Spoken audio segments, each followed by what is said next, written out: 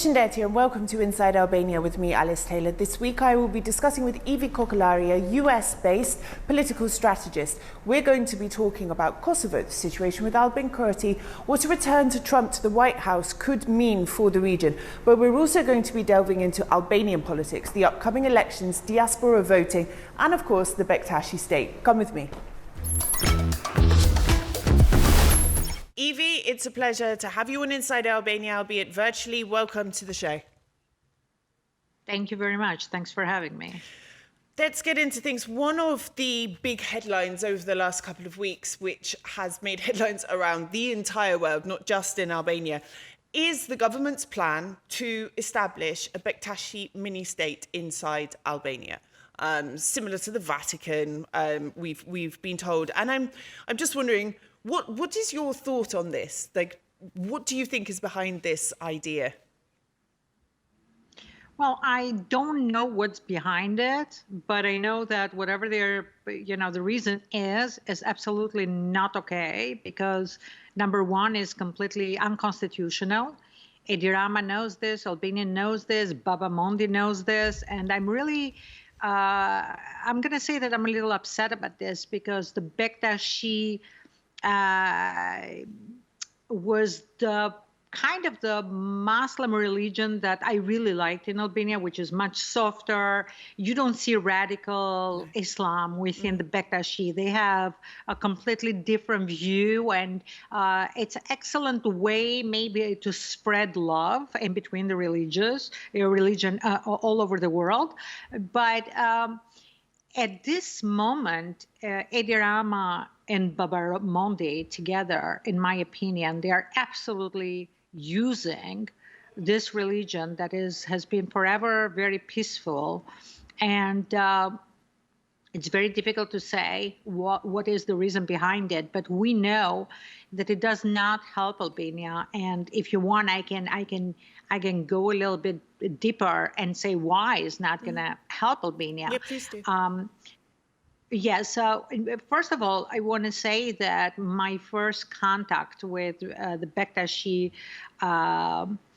sect was with Baba Elitoni, which is the Baba here in Detroit, in America. He is from Vlora. He's a sweetheart. I had a meeting with him in 2020 when we were campaigning for Trump, and we were trying to bring Albanians for Trump together, especially in Michigan. And I was mesmerized by his wisdom and the way he was approaching religion and politics and everything together. So I was very, very proud, to be honest with you. And keep in mind that, Albania came out of 45 years of communist regime in which you couldn't have a Bible. You could go in prison for having a Bible, or you could go in prison for just praying to Allah or whatever you pray, whoever you pray to. So it was very important for us to have the Bektashi sect within us, because it was so peaceful. And this is the reason why you see in Albania this harmony between the Orthodox and Catholics and the Bektashis and the imams, and they are always together, and the rabbi, which is actually, he is the same rabbi from Greece. He is also in Albania, but it was excellent, it was beautiful. For you to come now and decide that you want to make Albania the center in which it is identical as having Vatican in Rome to represent the Bektashis all over the world, is putting Albania now on the map as a Islamic country. And I don't care what the Albanians say. I've been attacked by speaking up about this because they think that I hate Muslims, which I don't at all. And my family was converted to Muslim. The Kokalaris were converted to Muslim, and they were Catholics before that. They came from North. And I am a converted, fully baptized Catholic, actually, as a matter of fact. But every Albanian that has common sense know that the Ottoman regime, and with their religion, has done a lot of damage to Albania. And when the system changed, Sali Berisha made Albania part of some Islamic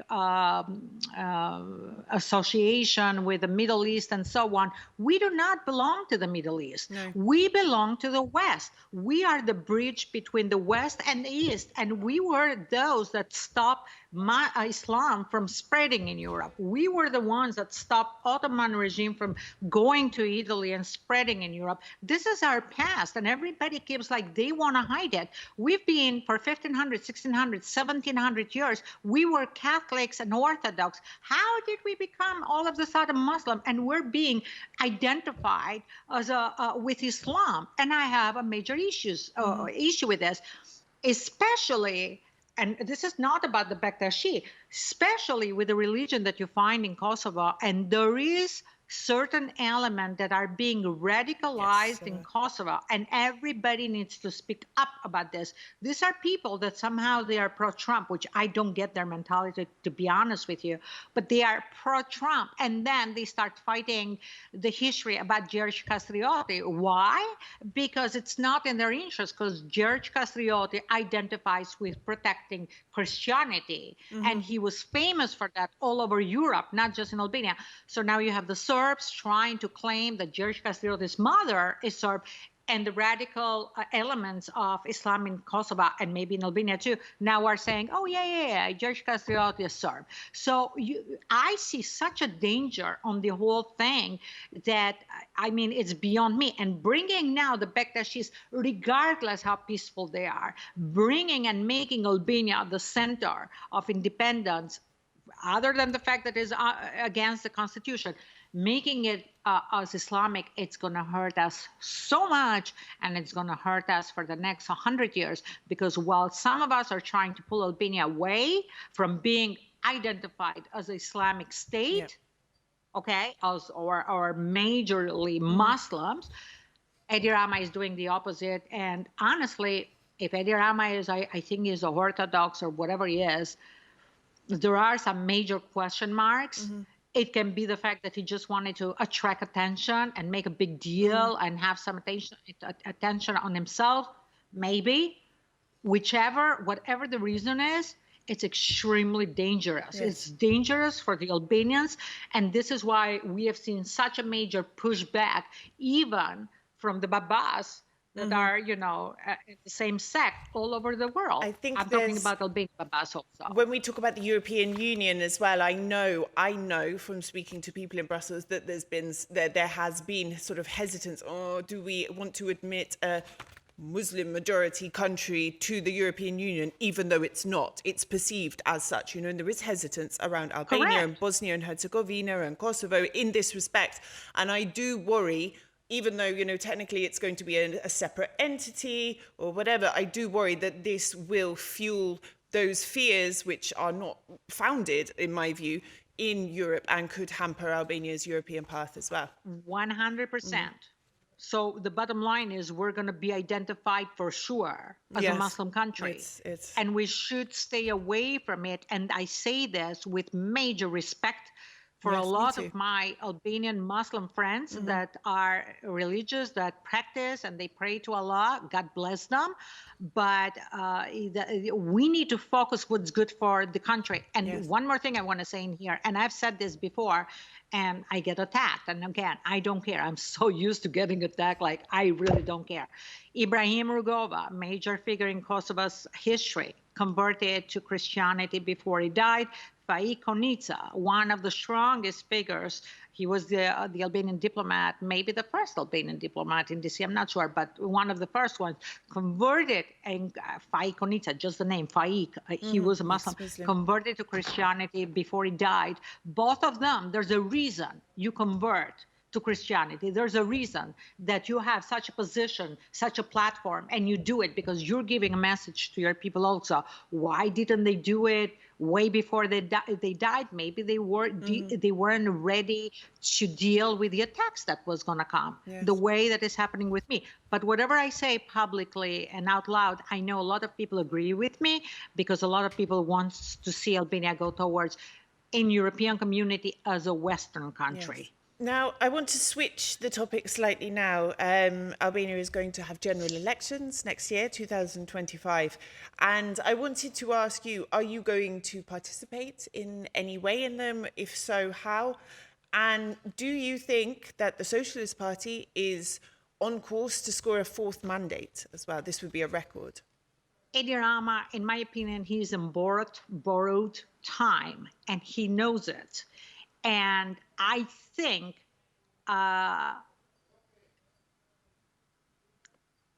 Edi Rama is very strategic, something that I have not seen it with the opposition. I've not seen it with Berisha.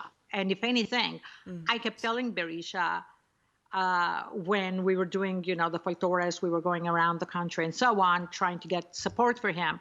I was telling him that he needs a very good strategist that he needs to hire. He couldn't have done it from America because he was under sanctions, and that could have interfered for the person coming. But I'm sure in Europe you can find a lot of people that are really good. Yes. And he needed somebody for strategy on how to handle everything, and he didn't do that. And that was a major mistake, something that Edi Rama is excellent at.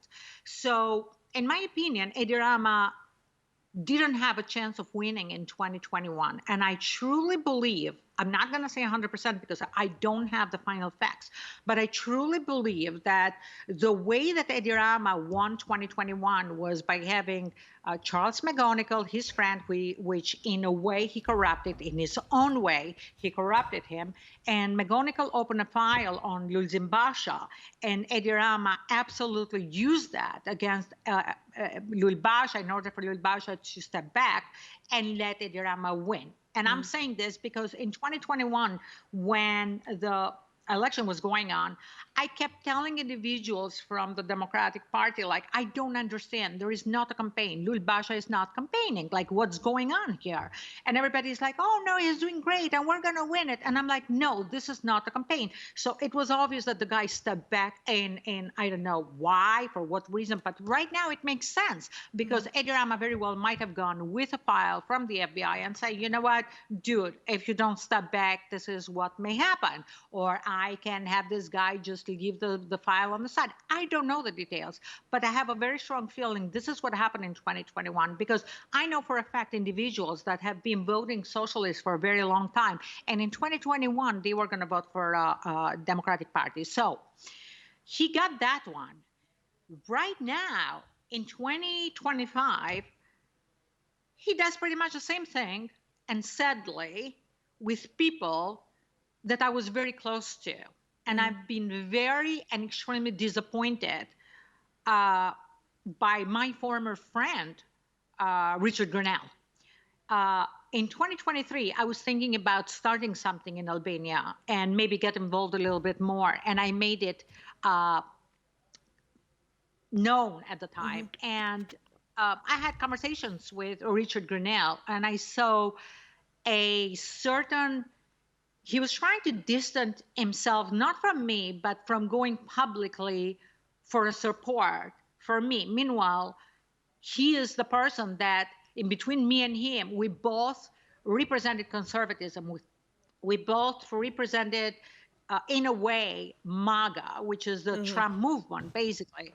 And for him to take a step back, that was very weird at the time. And he kept telling me that, yeah, keep me posted, keep me posted, keep me posted. And then all of a sudden, I realized that he was having deals like this as an island, which is absolutely outrageous. He's not to be trusted. He's not a nice person.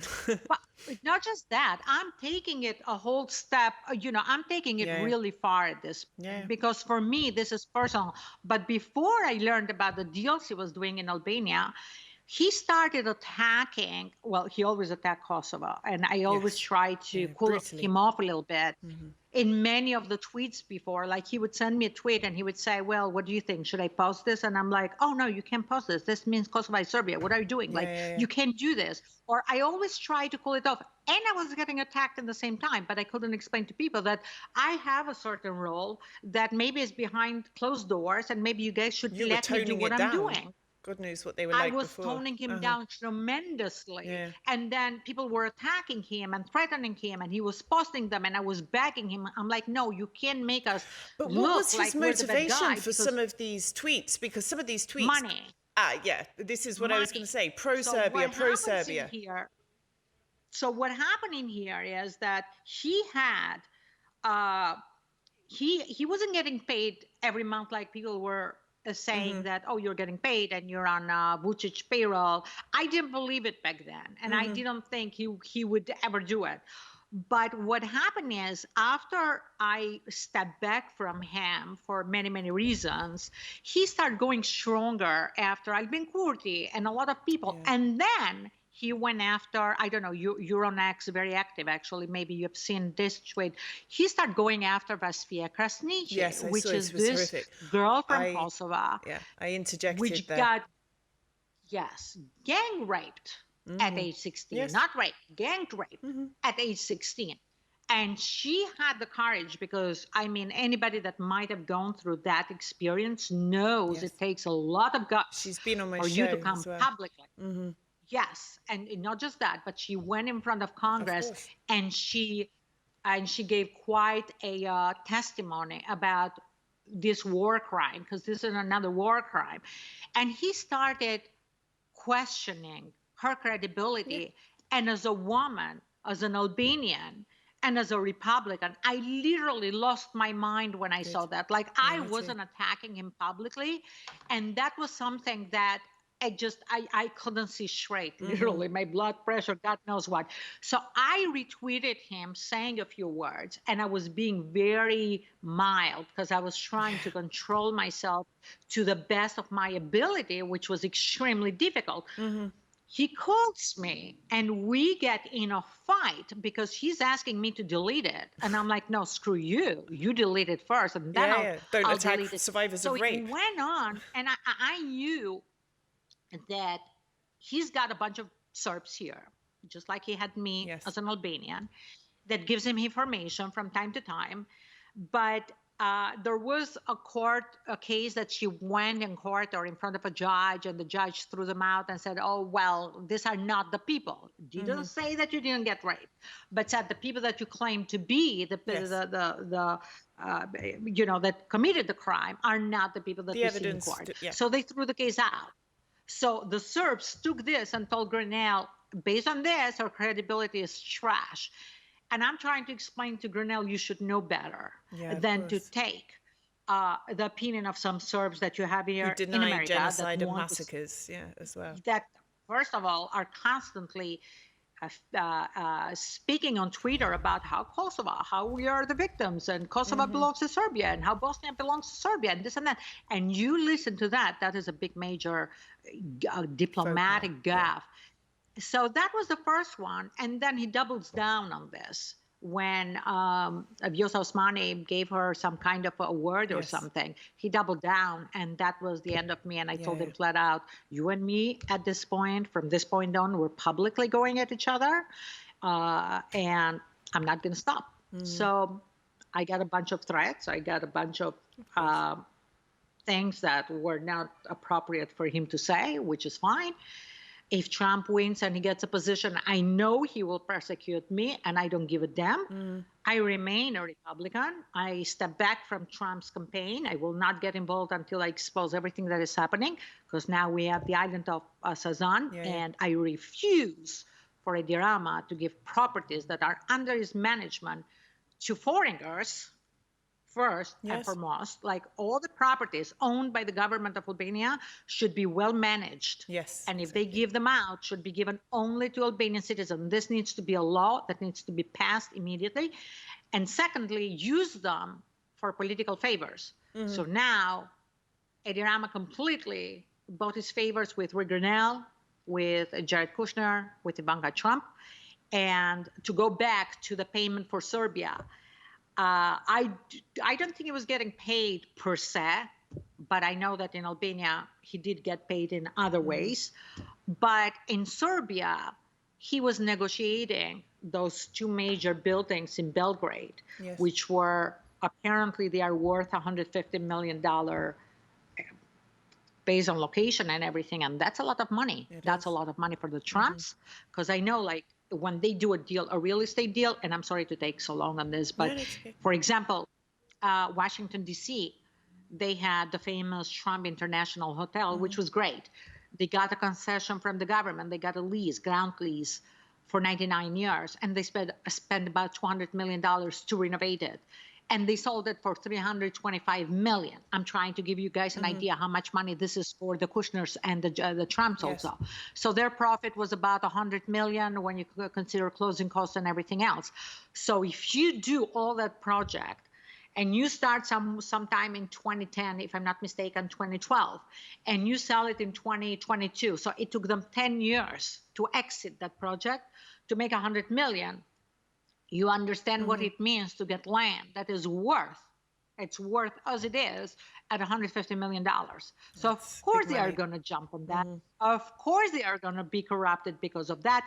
And because that deal was being negotiated, that forced Grinnell to do their game as much as he could and please the Serbs. And that's how Grinnell was constantly pleasing the Serbs. And he went after the Albanians of Kosovo. He blamed it on Albin Kurti, because Albin Kurti is another case that maybe should be discussed at some point.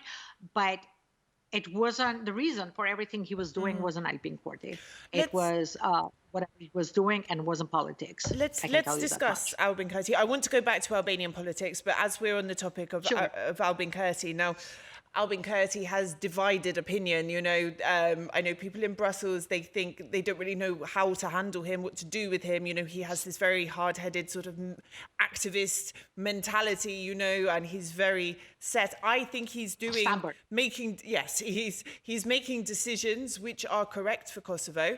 However, in the international context, they are not resulting in the right outcomes for the country, unfortunately. But I want to ask you, what's your view of Kurti? Is he doing the right thing? And do you think the UK, the EU, the US sort of approach towards him, the sanctions that are being put down on Kosovo, the criticism, this sort of bias in the treatment between Kosovo and Serbia, do you think this is justified? Should Kosovo and Kurti say, okay, we should make some concessions, we'll toe your line for the end result? You know, what's your view on this? Okay, so there's a few things I can say here. Albin Kurti, I do not align politically with Albin Kurti. This is a fact. That Albin Kurti needs to get a little bit more sophisticated when it comes to his communication with Europeans and Americans. This is a fact also. Albin Kurti has got this thing that he does not answer. He text messages, his phone calls, his contact when people try to reach him, and that's another mistake.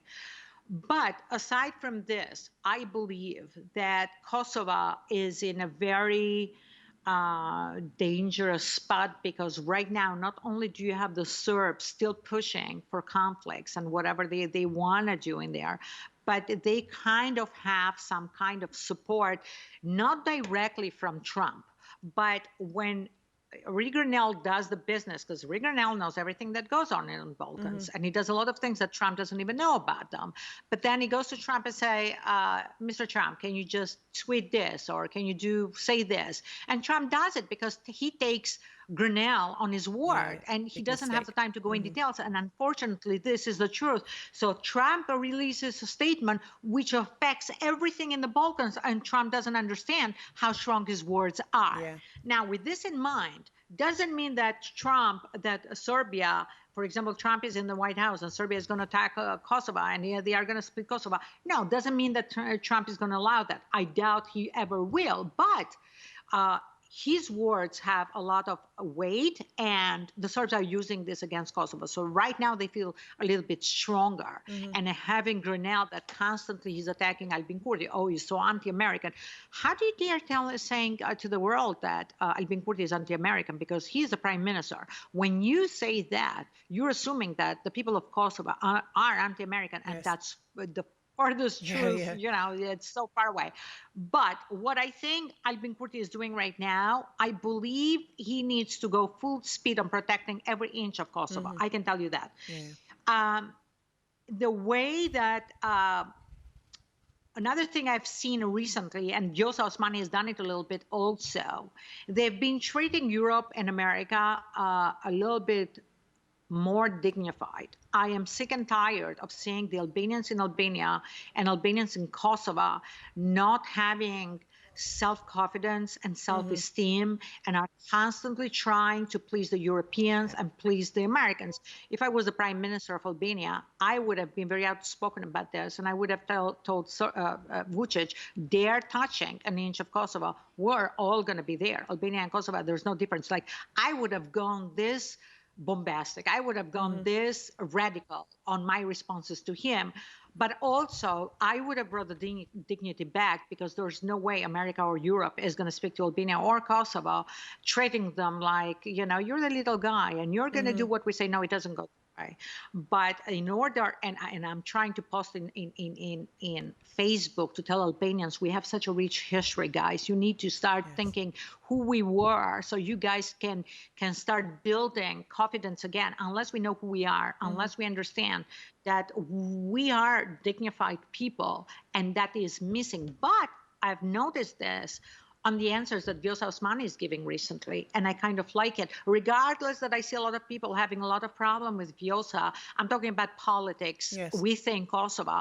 And I try to listen to them, but I haven't gone too deep in politics to understand, is Vjosa Osmani doing something right, or is she doing something wrong? But when it comes to world stage, which is where my interest is, and I've tried to give my help there, I've seen that she is very, very on point.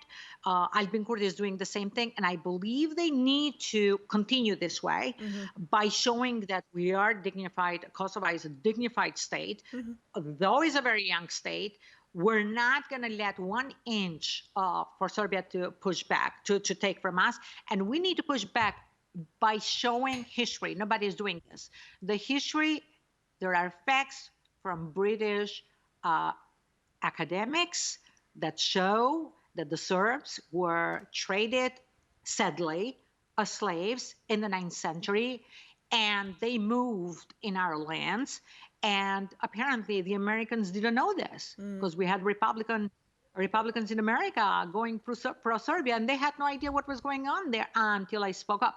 Now we all need to do this, and not just that, but we need to say to their face that literally the word slave did come from the word Slav, sadly, but this is true. So they need to come to terms with their own identity and not start coming after us, because they, as far as I'm concerned, they were the illegal immigrants in the area. And let's talk about illegal immigration in Britain, in America. This is what's going to happen. They first come, they take a little bit, and 5 centuries later, they are going to start killing you and saying, this is our land. And there's nothing you can do. So we need to speak up on this, and we need to push back on the history of the Balkans, the region, and everything else, so we can show them their place. They are not entitled to land in Kosovo. And one last thing, in Europe, in European community, why no one is bringing this up? Why don't we have Albanians, I don't know, someone to speak up in European community and say, with all due respect, people, do you realize that these people came to us and we are the victims here, and they are, you know, they've been doing this for the longest time? We don't do this. We just fight back. We defend ourselves. We don't fight back. We are constantly defending. We need to be on offense if we want to resolve this issue in the Balkans, and that's my opinion. Now, I want to go to Albanian politics, but I have one very, very quick question for you. I know it's a question which could have a very long answer, but let's try and keep it short because I'm conscious of the time. What do you think about Kosovo and Albania being unified again as one country? I know it will create many issues in the region, because then you can have claims about Chameria in Greece, which is North Macedonia, Montenegro. So there's a lot of other problems in there, and you can create many issues. That's one. Second, there's a difference in mentality. Albanians, government politicians are fully corrupt, and I hear some in Kosovo are too, but nowhere near where the Albanians are. So I don't think the Albanians of Kosovo will want us to, govern them. Because honestly, though they are a younger state, they are doing a much better job. In terms of democracy, rule of law, they're way ahead. And let me say, they are way more patriotic than we are. If you're a patriot in Albania and you speak out because you want to see Albania better, they all tell you, oh, you're coming here because you want to make money and you want to get corrupted. Like, these are the what I have gotten. And nobody thinks that, wait a minute, is there a chance that she wants to come and really make a difference in Albania and really clean up the mess and really stop everything that is going on and change the media, because the media is part of the problem in Albania. Nobody says that.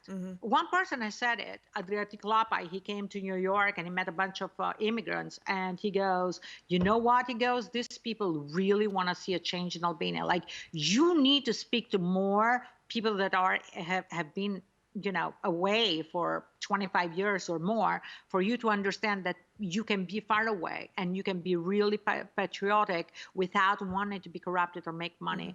But Kosovo is there. Albania is not there. And I see this as a major issue in between both of us. If we decide to, it will create a lot of issues. But I believe that we're stronger with two states, if you want my opinion. Now, Evi, let's talk about the opposition. So I mentioned already, we have the elections here next year, 2025. But imagine you are a 20-year-old Albanian. You are considering your options. Do I go to the UK? Do I go to Germany? Do I stay here? Oh, there's an election coming up. Do I vote for more of the same, or do I vote for the opposition? And let's look at the opposition. We have Luzlin Basha, who is the head of some faction of, I'm not quite sure what. Then there's some other PD people who are in parliament, and I'm not quite sure who's in charge of that. And then we have Sali Berisha, who has been president, prime minister, over the last 30 years, who's on house arrest. Who are they supposed to vote for? I mean, I don't know what opposition there is. How does a 20-year-old, a 25-year-old, an 18-year-old, a young mother, a professional, who are they supposed to vote for? How can we get out of this mess? We can't. They are desperate. They are literally desperate. These are what I call the silent majority of Albania. Is this group of people that, obviously you understand the brain has left. Whoever was smart and had the possibility of leaving, they left, and they are doing have an excellent life in UK, like you said, or America.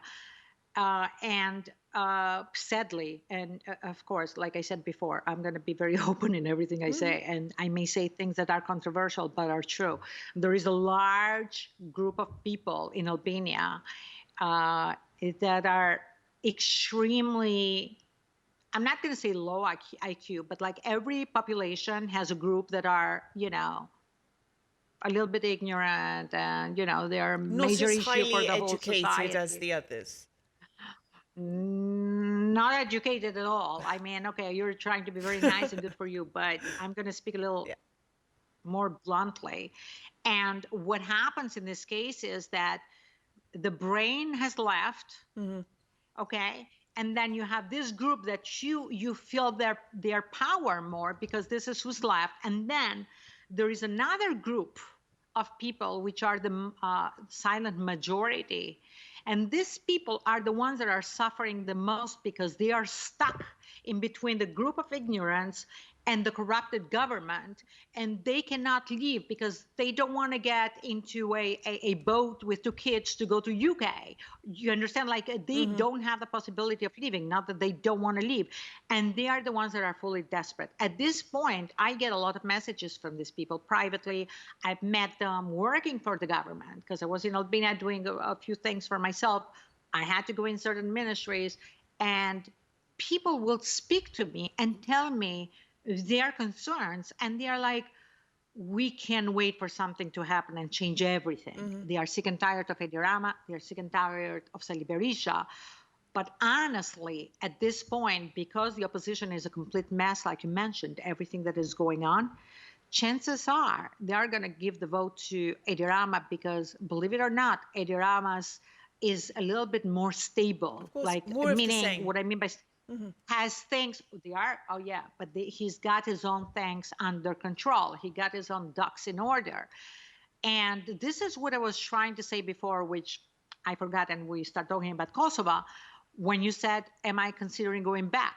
So after Edi Rama got Grenell and Jared Kushner and Ivanka Trump and got them in his pockets. Okay, there's no discussion because the island of Suzanne is about $400 million, just so we're clear. If you do the value based on the comparables that I've done from properties on the mainland, okay, so the value can be a little bit higher depending what you're building, depending what you're bringing back. Edi Rama got them, and Sali Berisha, a Trump world was the only option he had if Trump came, and they would reconsider his file and see if the sanctions were justified or not. Because obviously he wants the sanctions lifted, especially for his own kids. And I don't blame him. Like, that's his, his right to do so. But Edi Rama having these people in his pocket has cornered Berisha. So if Berisha speaks about Suzanne Island, which is a full corruptive case, then he may lose the possibility of the sanctions being lifted from him. So just like Edi Rama, or just the way that Edi Rama blackmailed Lul Basha in 2021, I have a feeling that he's doing the same in 2025 with Sali Berisha. But if I was in Albania and I stayed in Democratic Party when the door was open and when Berisha was telling me, whatever position you want, just choose, because we had once a very long conversation about this. And then I didn't really want to come back to Albania. I had zero desire. But if I was the chairwoman of the Democratic Party, I would have destroyed their whole game. Why? Because then now you have the Trump people that Edi Rama is buying, and I'm telling them, so wait, you're going to go and support Edi Rama and come against me, a conservative that I've been part of the campaign, that I met Ray Grenell in the campaign, because that's how I met Ray Grenell, through a Trump world.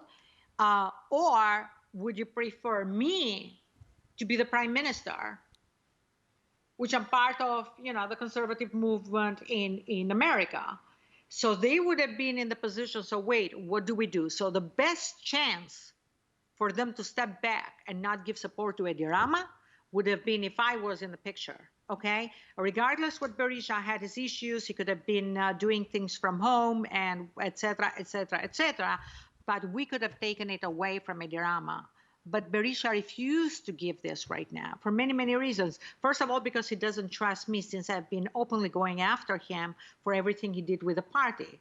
But, the party, what I've seen them do to the opposition has been shocking beyond belief. And if Berisha stayed a little bit more the ground and what we started in 2021, his chances of doing things better right now would have been much higher. We could have won the 2025. Albanians needed a figure that is completely uncorrupted, that has never been corrupted or involved with any of them. I was accused of being paid by Sali Berisha. Now everybody knows Sali Berisha never paid me.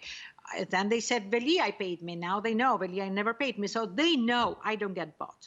That this is a fact, that I've proven it. And then I could have taken this fight with Jared Kushner and Ivanka and Grenell about what they are doing in Albania with Edi Rama. And Edi Rama, so basically it's like if you're playing chess, right? Because it's all about strategy.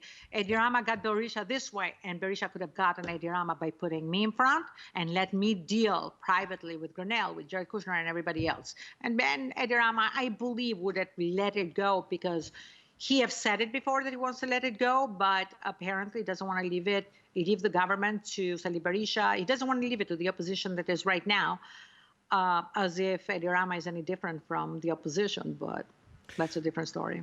Now, my last question, I wish we had longer, but my last question to you, the diaspora vote, it's something that's been wanted for a long time. It appears, from what I understand, that it's going to happen some way or another in time for the general election. At least that is what we are hearing. What is your view on the diaspora vote? Do you think it has the power to change things? Let's imagine there was a unified, sort of more solid opposition. Do you think it has the power to change things? Do you have confidence in this vote? Let's just be mindful of the time, because it's a very important topic. But what do you think? Yeah, so first of all, your questions are excellent. I wish you can have more platform in Albania, because by far you're one of the best journalists that I've come across. Well, here is the thing. The diaspora vote is being pushed by certain individuals in New York City, which I know them very well, and I know what their intent is. What they want to do is have some seats in the parliament. While the Albanian people think that diaspora is good because it is good, I believe that not only this will be used by the government in power, because Edi Rama actually is the one that is saying we're going to make it happen. How is he saying he's going to make it happen? By being connected very closely with one individual here in New York City. I don't want to mention names right now, but many people know him, which is a good guy, don't get me wrong, but I know, and he has told me directly, he wants the diaspora to have 3-4 seats in the parliament. So what he wants to do is he wants to stay in New York and have a saying in Parliament of Albania and have power in Albania. And I have a major issue with that because I see that it's not kosher. So in my opinion, Albania is not ready yet for the diaspora vote because they cannot protect it and it's going to be manipulated and used against. And I've never gotten involved. I refuse to get involved with this because I know where is it going to go. And if it comes down that the diaspora and this group of people do in fact get 3-4 seats in the parliament, I think I'm going to raise hell and try to speak up and try to wake up everybody what's happening in here. But it's not kosher. So I'm against it for the moment. And that's all I can say on the subject. They're just playing around with the Albanian public. It's a shame because, I mean, if what you're saying is correct, you know, in theory, giving the diaspora a vote, allowing this interaction, especially considering how much remittances are sent back to Albania, in theory, it looks good, you know, but if it's... But let me ask you just this. Would anybody really believe that Rama will be pro the diaspora vote if he knew that this was going to work against him? No, the answer is absolutely not. Yes. So right there you have the answer. Like even I'm a British citizen, I'm not allowed to vote in the United Kingdom anymore because I've left the country. I've been out of the country for a certain amount of time. Yeah, I'm not allowed to vote because I've not been there for a long enough period of time. After a certain amount of time, you are not allowed to vote. Well, in America it's a little different, but you know, I mean, I don't see this as a good thing. And like I said, Albania needs a very strong hand, and I know I can make the difference. I just don't know if I'm gonna go into this, but I know that if I manage to replace Edi Rama, I would have made some major changes, including protecting the vote. And maybe I would have made it possible for diaspora to vote in the future. I would have seen many other models, like maybe the UK. I wanted to see why the UK stopped that. Maybe they are scared of my manipulation. I don't know. But there's so many things that are going on, and it's sad that nobody can stop it. But could it be at some point in the future we might see Evi Kokalari running for the position of Prime Minister? Maybe. Maybe, but it's going to be under my terms. I'm not going to compromise anything. And chances are, if I win, I'm going to be so radical from day one. From number one, putting term limits for the prime ministers of Albania, the president, the mayors, which they have 3 terms. That's too much, way too long to get corrupted. 2 terms is great. I would have probably cut the parliament in half because we have 140 opportunities to get corrupted. 140 is too many. We have 435 people in Congress in America, and we have 350 million people in America. So why do we need 140 people in parliament? Or I would have cut it on half and make lower our house like we have it in America, and maybe the Senate, you guys have the same. That keeps the balance when it comes to corruption and everything else. So I would have made some major changes right away. I would have empowered the Justice Department in order for them to do their job. I would have protected them, but I also would have kept an eye and making sure they are not corrupted, because that has been another very long problem in Albania. And I would have opened the markets. Edi Rama controls the economy. Edi Rama controls absolutely every major project that happens in Albania. Literally every single thing goes in his desk, believe it or not. I found out recently. And that's how he controls the major industries in the economy. I would have opened it correctly. And by the way, I spoke to Amazon headquarters that are in the UK. The headquarters for Europe are in UK. And I was trying to bring them to Albania. And they refuse to because of the reputation that Albania has about the corruption and drugs and everything else. And it makes me so sad because Amazon in Albania would have helped with the pricing and a lot of other things. But I know you're short on time. There's other reasons behind that as well. We'll have to talk about it another time. Yeah, but one little thing that I really want you to have, I know your Albanian is great, but I hope you can have a bigger platform, because I think you're probably one of the best voices that we may need in the media in Albania. So thank you. Just saying. And I'm in New York in November, so let's try and meet and have a coffee in person. We can, absolutely. Evi, thank you very much for your time. I appreciate it. It's been great. And I hope we have the chance to do this again as well. Thank you so much. And thanks for having me. And hopefully to see you in November. Yes. Bye-bye. That's all for this week on Inside Albania. You can watch the show every Saturday on Euronews Albania, on our YouTube channel, Euronews Albania, or you can listen to us across all major podcasting platforms. Until next week, Mirapavshim.